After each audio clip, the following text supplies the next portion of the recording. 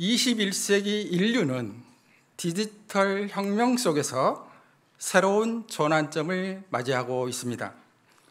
불과 몇 년 전까지만 해도 상상하기 어려웠던 인공지능의 발전이 이제는 우리 삶의 구체적인 영역을 바꾸어 가고 있습니다. 핸드폰 속 인공지능으로 지식과 정보 탐색, 스스로 운전하는 자율주행 자동차, 의료 현장에서 암세포를 찾아내는 AI 영상 분석 등, 그리고 이제는 글을 쓰고 그림을 그리고 노래를 부르고 있습니다. 이러한 변화들은 지능과 의식을 갖추고 스스로 움직이는 새로운 존재의 모습이 그려집니다. 특히 2022년도 말 챗 GPT의 등장은 우리의 사고방식, 경제, 교육, 나아가 신앙과 교회의 삶에도 깊은 영향을 미치고 있습니다. AI 시대의 거대한 변화를 피할 수 없는 현실에서 우리는 질문을 던지게 됩니다. 이 급격한 변화가 과연 우리에게 축복입니까? 아니면 위험입니까? AI는 우리에게 놀라운 편리함과 효율성, 지적 풍부함을 제공하지만 동시에 인간의 정체성과 일자리, 윤리, 신앙의 본질까지 흔들 수 있는 잠재적 위험을 내포하고 있습니다. 이러한 상황은 창세기 11장에서 묘사하는 바벨탑 사건과도 매우 유사합니다. 고대 인류가 하나의 언어와 기술을 사용하여 자신들의 이름을 내고 흩어짐을 면하기 위해 성읍과 탑을 쌓았던 그 사건은 단순한 기술 문명의 발견과 건축의 시도가 아니었습니다. 그것은 인간 스스로 하나님을 대체하고자 했던 교만의 표현이었습니다. 사랑하는 성도 여러분, 인간은 어디까지 AI를 사용해야 합니까? AI를 하나님의 선물로 볼 수 있습니까? 아니면 새로운 바벨탑의 교만입니까? 바벨탑은 인간이 기술과 지혜를 동원해 하늘에 닿으려 했던 문명의 상징적 사건입니다.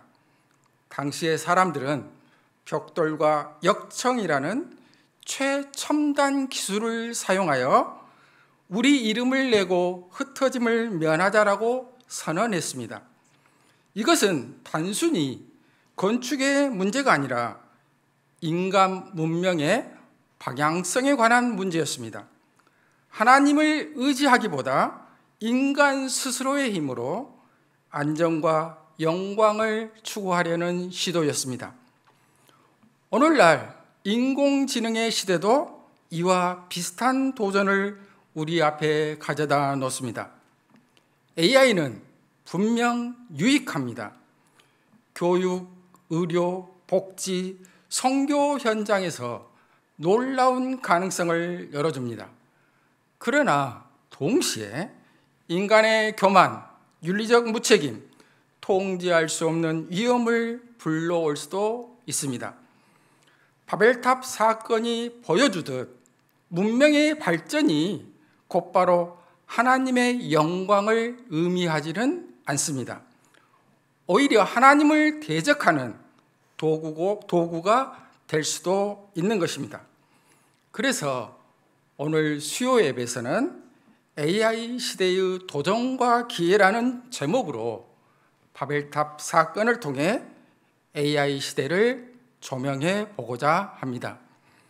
성도님들께서는 하나님 없이 인간의 힘으로만 성읍과 탑을 건설하려 했던 고대 세계의 교만이 오늘날 우리의 삶에 어떻게 반복되고 있는지, 또 그 안에서 하나님이 주시는 기회를 어떻게 붙잡아야 하는지를 성경의 빛으로 함께 분별하는 은혜의 시간이 되시기를 바랍니다. 창세기 10장에서 하나님의 약속대로 생육하고 번성하며 땅에 가득하게 번창한 노아의 후손들은 하나님의 뜻을 거역하는 말과 행동을 하게 되었습니다. 바로 바벨탑 사건은 후손들이 하나님의 뜻을 거스려 하나님 이름 대신에 자기들의 이름을 내고 하나님처럼 되려고 하는 교만에서 바벨탑을 쌓고 하나님의 간섭을 배제하기로 했다가 하나님의 심판으로 언어가 혼잡하게 되어 인간의 계획이 무산되고 사방으로 흩어지게 되었다는 이야기입니다. 언어는 의사 전달의 수단일 뿐만 아니라 인간의 사고방식과 내용을 규정하는 인간들만의 고유한 문화 양식입니다. 고대 세계에서 온 인류가 동일한 언어를 사용하였습니다. 말이 하나였습니다. 언어와 말이 하나였기에 의사소통이 용이하였고 근본적인 사고방식이 유사하여 전 인류가 하나로 집결되기 쉬웠음을 보여줍니다. 이에 그들이 동방으로 떠나게 됩니다.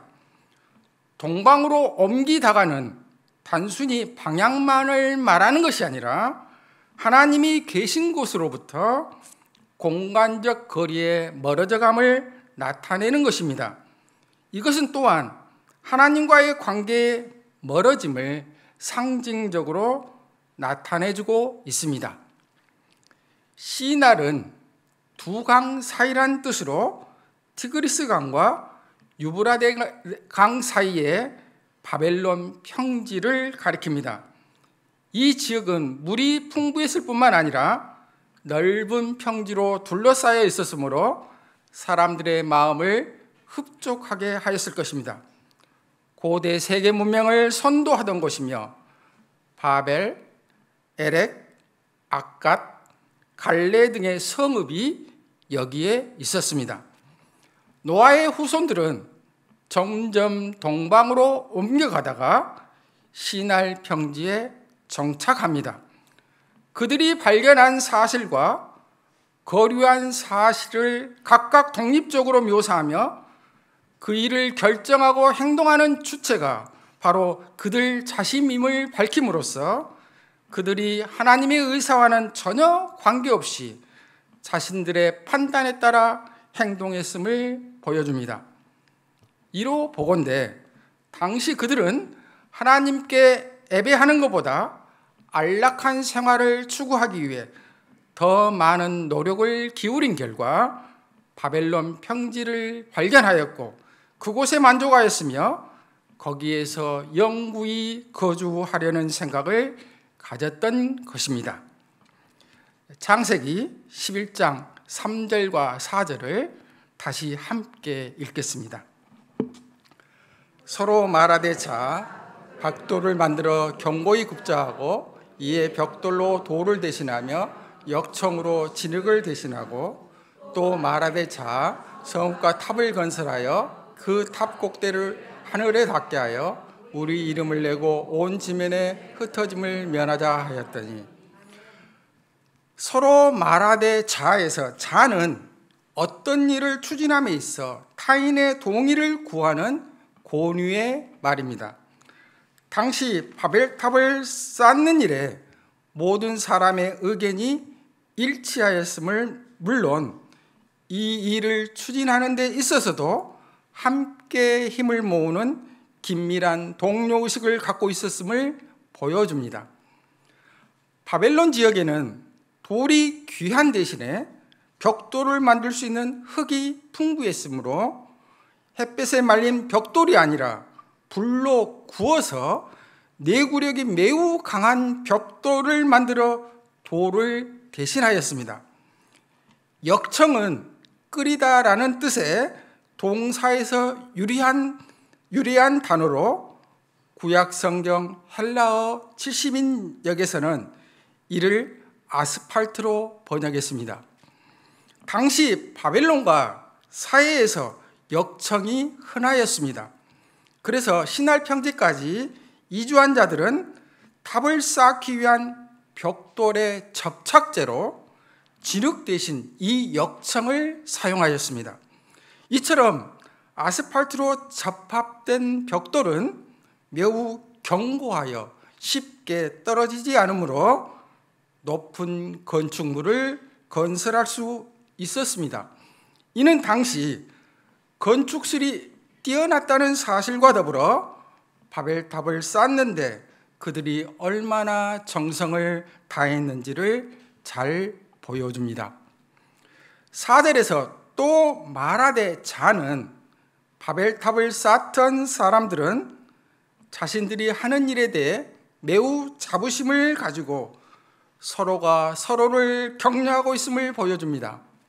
사탄의 사주를 받아 인간을 미혹하는 악한 자들은 이처럼 악을 도모함에 있어 말하고 거듭 말함으로써 상대가 자기에 대해 동료의식을 갖게 하고 또 하려는 일에 상당한 의미를 부여하므로 악을 행하는 데 죄책감을 갖지 않게 하는 것입니다.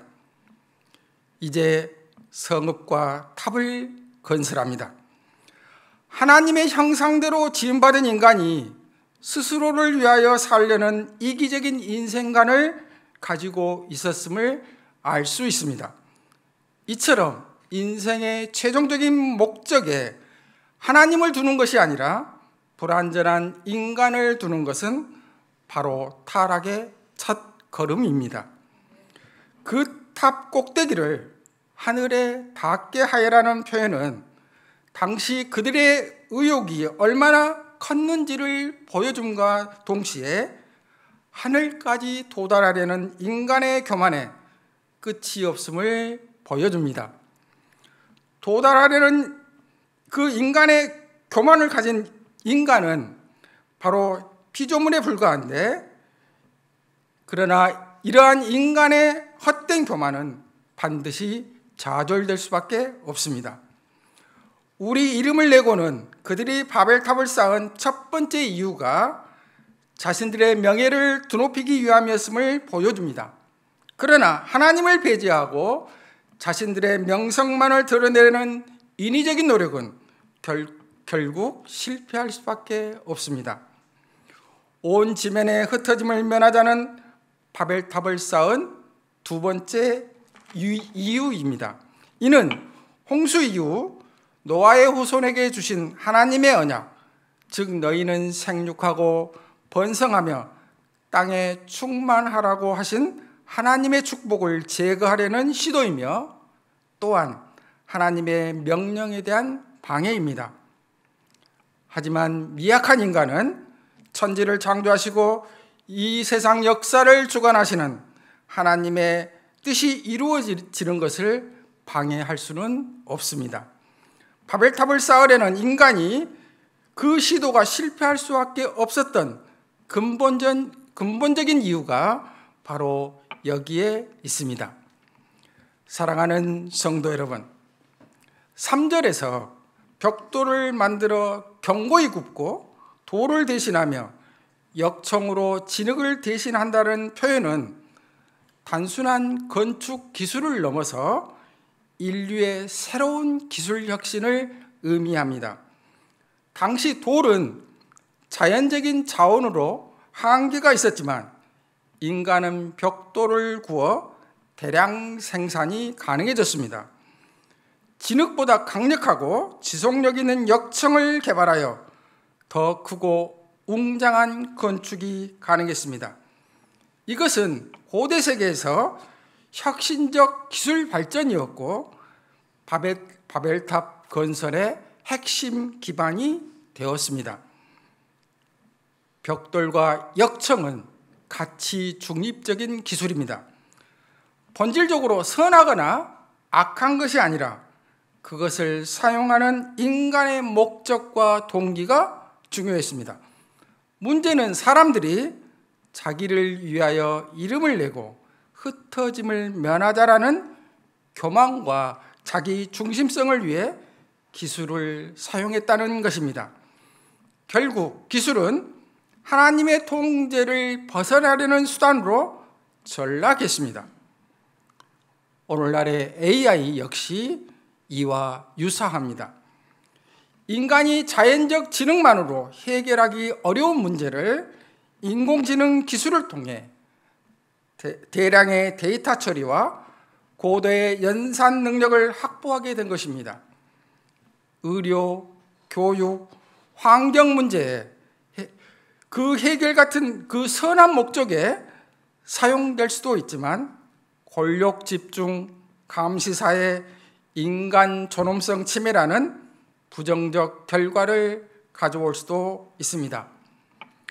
4절에서 자 성읍과 탑을 건설하여 그 꼭대기를 하늘에 닿게 하여 우리 이름을 내고는, 바로 바벨탑의 문제는 그 기술 그 자체가 아니라 그것을 통해 스스로 이름을 내고자 하는 인간의 교만이었습니다.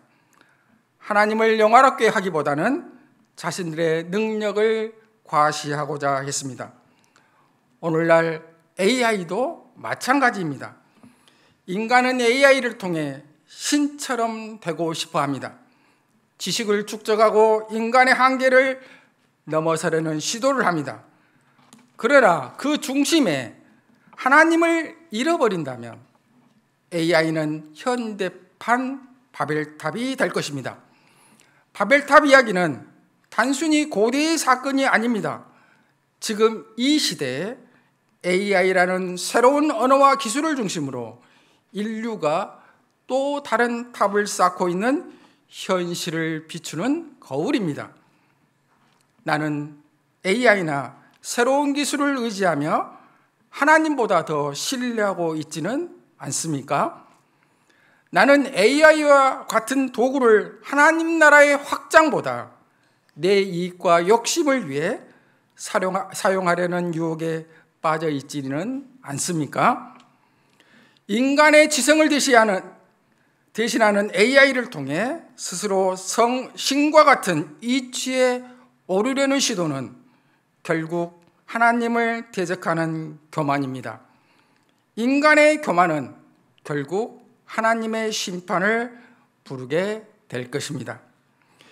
AI가 모든 문제를 해결할 수 있다는 태도는 인간을 구원자가 아니라 기술에 의지하도록 만듭니다. AI 시대에 우리들에게 도전은 기술보다 하나님을 의지하는 삶을 지키는 것입니다.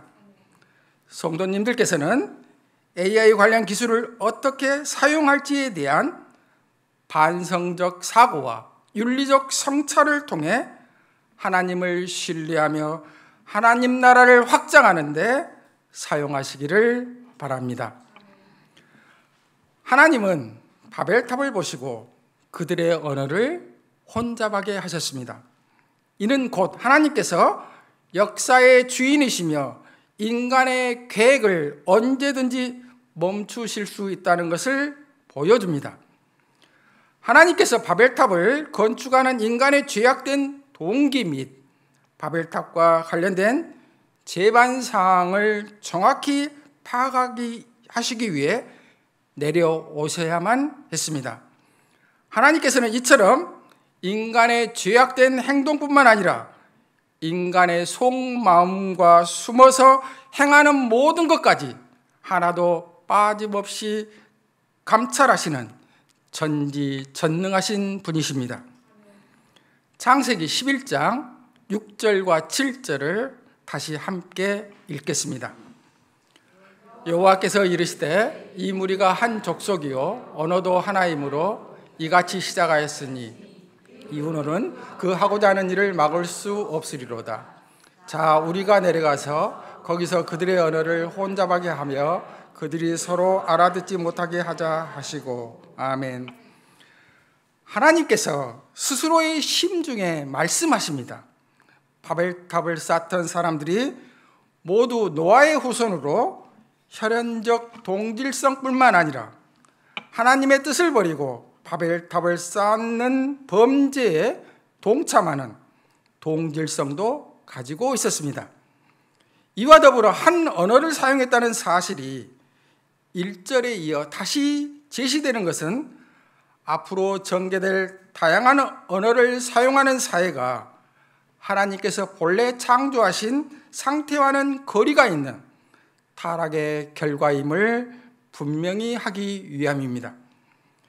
이같이 시작하였으니에서 본질적으로 교만한 사업인 탑의 건립은 하나님의 권능을 무너뜨리는 전조가 될 수도 있을 것입니다.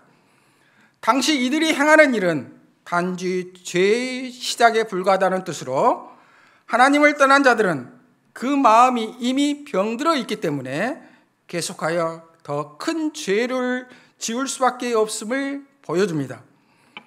인간의 악한 계획은 하나님의 공의로운 심판 계획을 불러일으키는 근거가 됨을 알 수 있습니다. 이후로는 이들의 악행을 막을 수 없는 심각한 상태까지 이르게 되었습니다. 7절에서 자는 하나님께서 공의로운 일을 시행함에 있어 스스로 다짐하는 표현입니다. 하나님께서 스스로를 가리켜 우리라고 표현한 것은 하나님께서 삼위의 하나님, 즉 성부, 성자, 성령이 하나의 신성으로 존재하신다는 사실의 반영입니다. 동시에 하나님은 천사들조차 동원하실 수 있는 하늘의 주권자이심을 나타냅니다. 이는 하나님이 자신의 위엄과 권능을 드러내는 방식이라 볼 수 있습니다. 혼잡하게 하다는 것은 마구 뒤섞어 구분이 불가능하게 만드는 것을 가리킵니다. 언어의 혼란이 범죄의 결과로 빚어진 인류의 불행인 것입니다.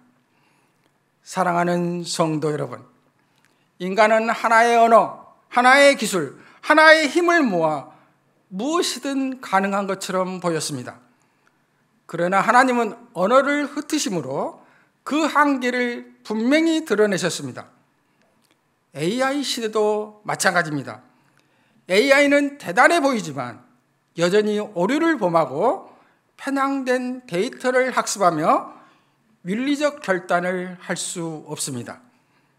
AI는 전능하지 않습니다. AI는 도구일 뿐 인간의 고귀함과 영혼의 가치는 대체할 수 없습니다. 나는 하나님이 허락하신 인간의 한계를 인정하며 모든 지혜와 판단을 하나님께 구하고 있습니까? 나는 새로운 기술을 사용할 때 그것이 하나님 앞에서 선하게 사용될지 의식하고 있습니까? 나는 편리함 때문에 사람보다 AI에 의지하며 가정과 교회에서 대화를 소홀히 하고 있지는 않습니까?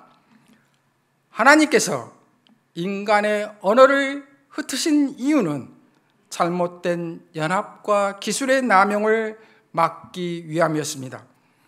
오늘날 AI가 악용될 때 가짜뉴스, 범죄, 전쟁 무기, 인간 소외 등을 돌이킬 수 없는 그런 문제를 일으킬 수 있습니다. AI 시대에 우리들에게 도전은 하나님이 허락하신 인간의 한계를 인정하며 모든 지혜와 판단을 하나님께 구하는 것입니다. 또한 AI를 통제하지 못하는 위험과 공동체 분열, 인간성 상실도 우리에게 도전입니다. 성도님들께서는 인간은 어떤 존재인가? AI의 판단과 윤리적 책임 문제에 어떻게 대응할 수 있는가 등의 성찰을 통해 인간의 한계를 깨달으시고 하나님께 지혜를 구하면서 AI를 하나님의 공의와 사랑을 실천하는 데 사용하시기를 바랍니다.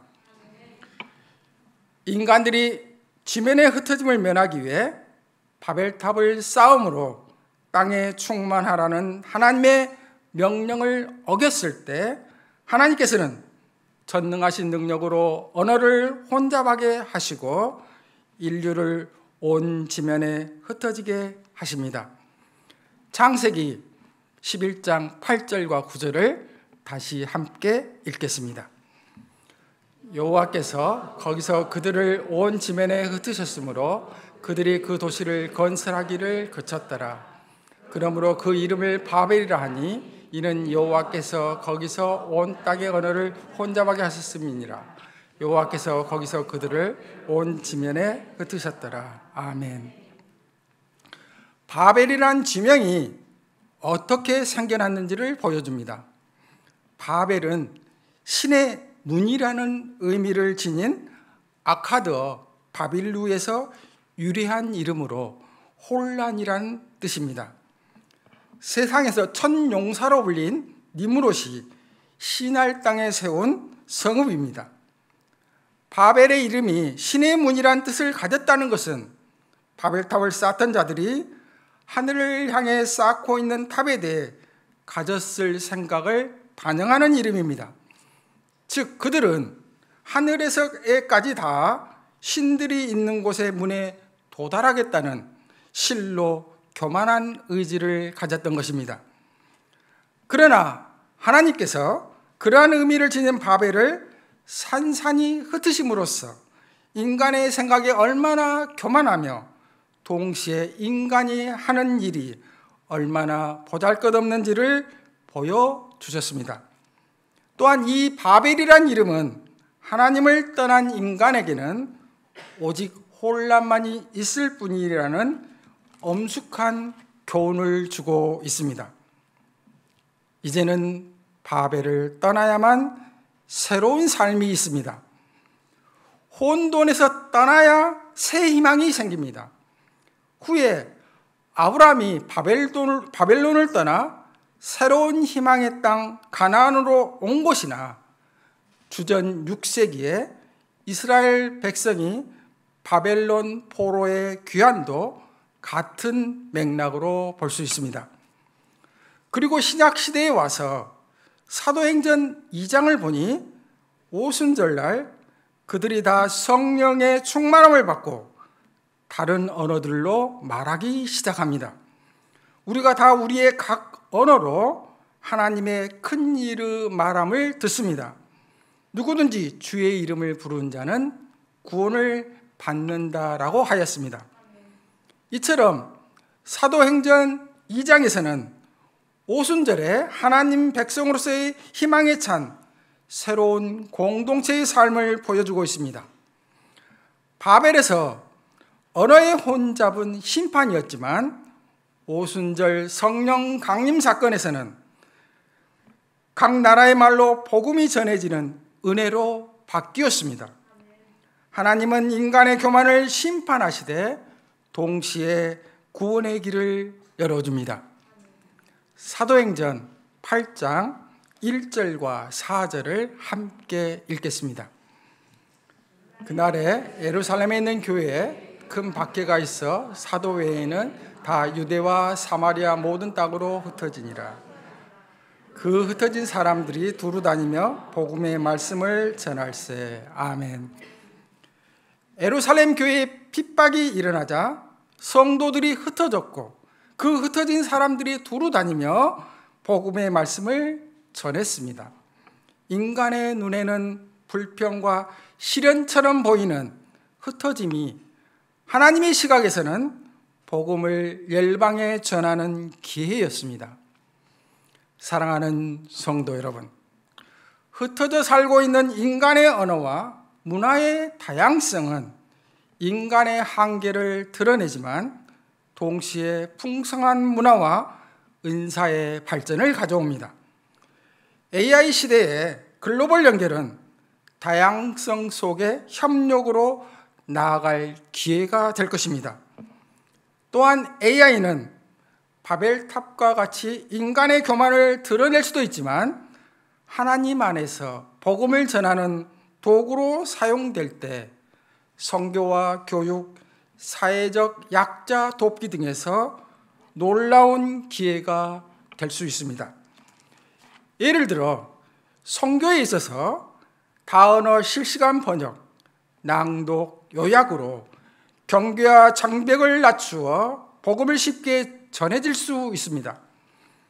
독거노인, 장애인 등 취약계층 조기 위험 탐지와 교회 연계로 공공성과 사랑을 실천할 수 있습니다.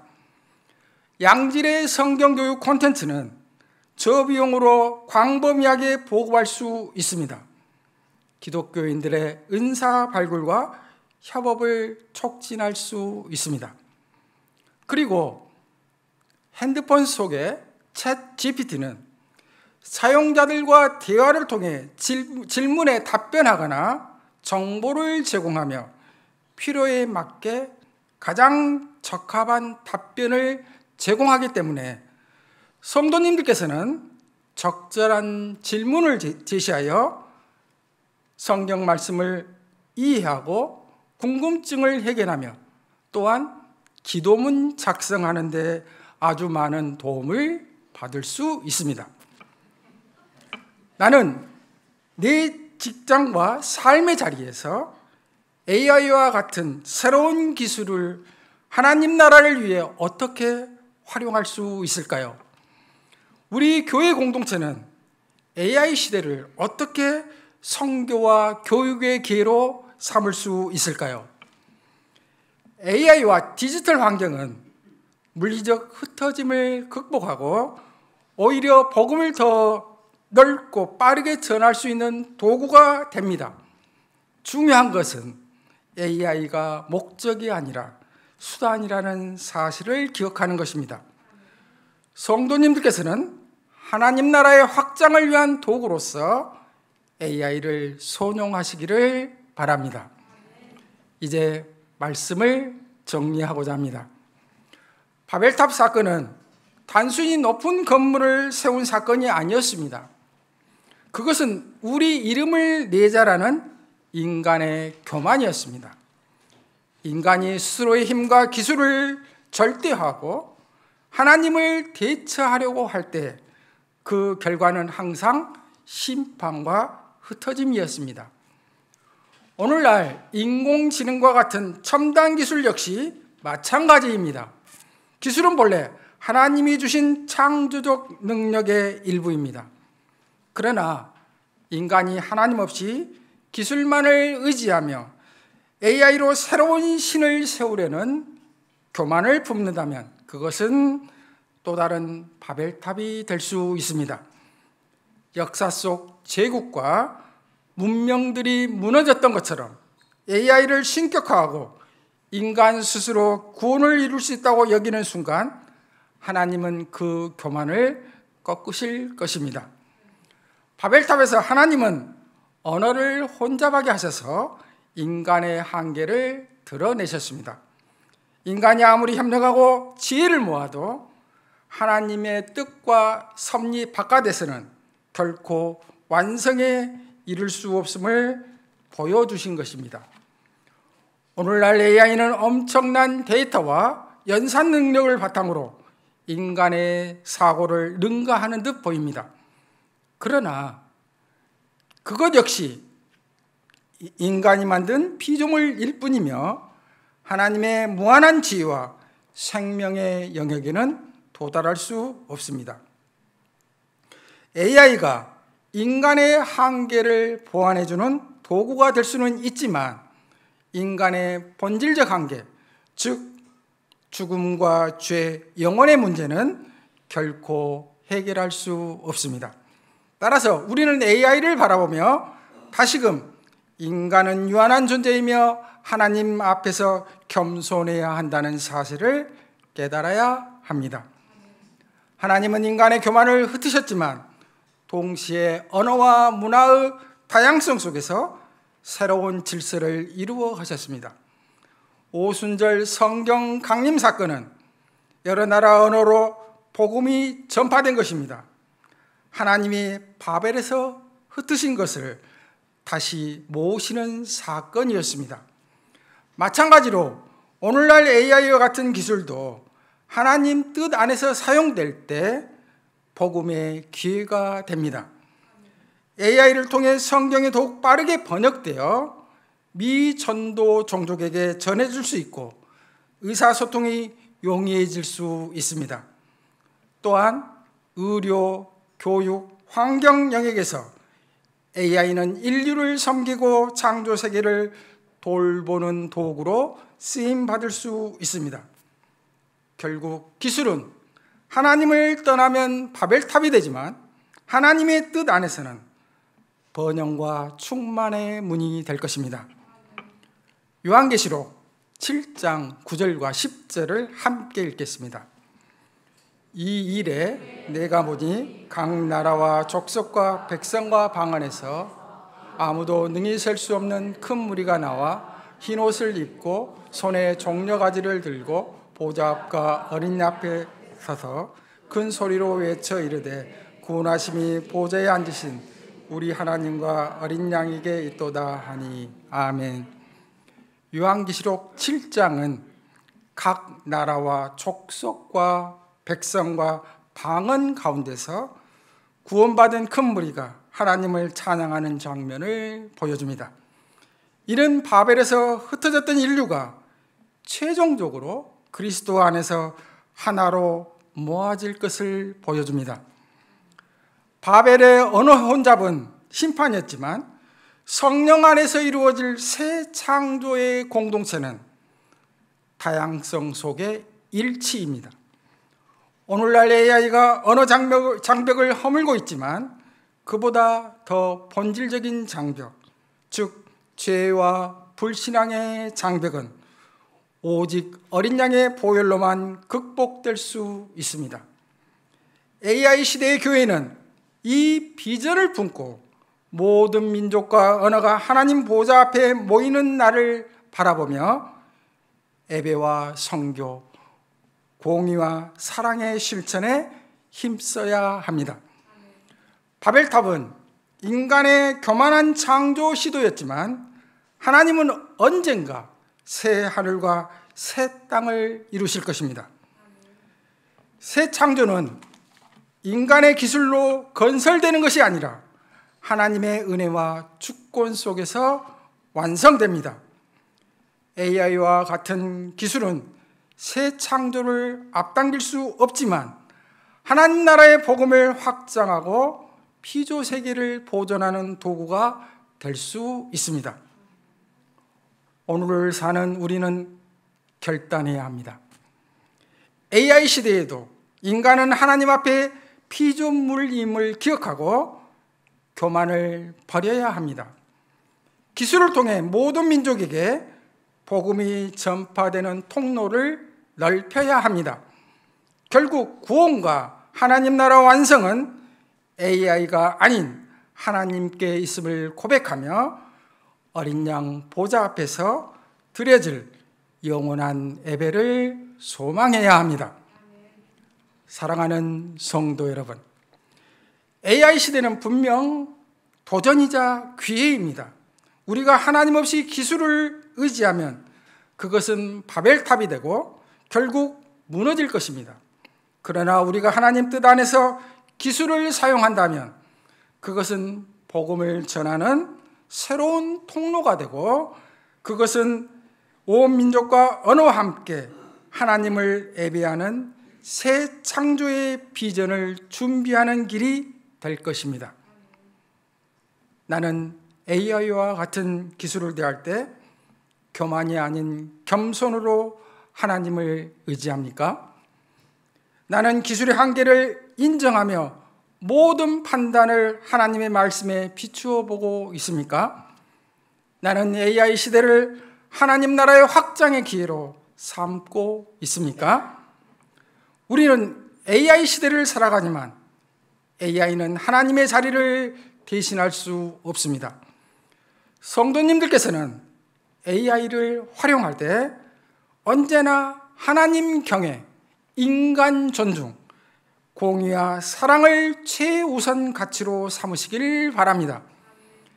여호와를 경외하는 것이 지식의 근본이라는 말씀을 붙잡고 AI 시대에 더욱더 하나님을 영화롭게 세상을 충만하게 하는 삶을 살아가는 저와 성도님들 되시기를 주님의 이름으로 축원합니다. 아멘.